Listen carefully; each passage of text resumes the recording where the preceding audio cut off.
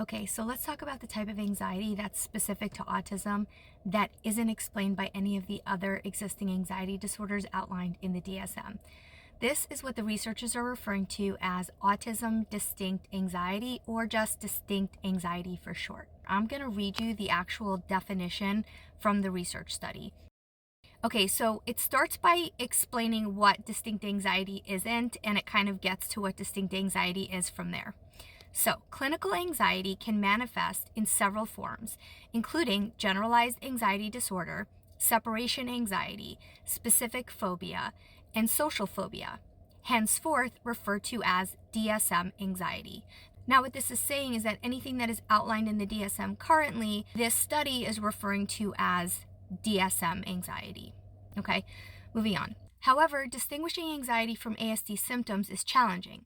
Recently developed tools recognize classically defined symptoms of anxiety, for example, anticipatory anxiety and fearful avoidance, that manifest within contexts that are somewhat unique to autism. These symptoms would not be captured by traditional assessments. Now, this is where distinct anxiety comes up. Such autism distinct anxieties, henceforth referred to as distinct anxiety, include fears related to social confusion. I'm going to skip the parentheses for a second. Uncommon phobias, for example, specific sounds and facial features. Excessive worry related to losing access to materials related to circumscribed interests. And fear of change.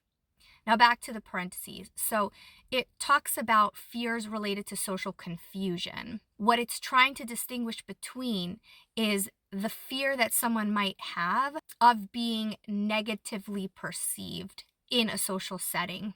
So if someone has a fear of being negatively perceived in a social setting, what the researchers are saying is that that would be tied to the existing anxiety disorder of a social phobia. But if someone has a fear of social confusion, that could be an example of distinct anxiety. And a lot of autistic people do have this fear or anxiety.